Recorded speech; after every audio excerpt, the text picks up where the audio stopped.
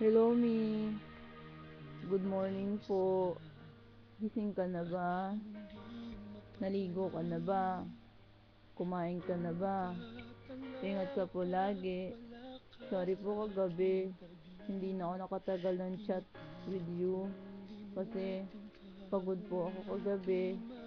Nomo naman diba? But mahal na mahal po kita.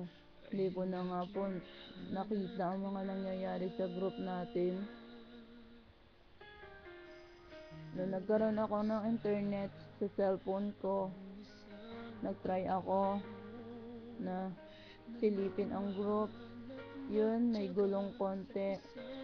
Kaya hindi rin naman ako pwedeng mag-comment kasi wala pa naman akong power para mag-comment ng bonggang-bongga sa mga yun.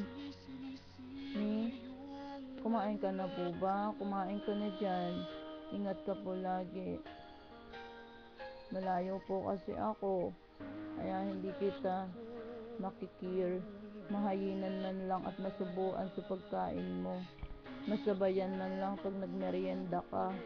Ay asa. Hala, si Grace Heart pasaway. Basta mi, I love you po. Ingat ka po dyan. Miss na po kita. Kahit sino ka at ano ka po, tanggap na tanggap po kita. Mahal na mahal po kita. Hindi na po yun magbabago. Ito po ang baby natin. Ito po ang baby natin.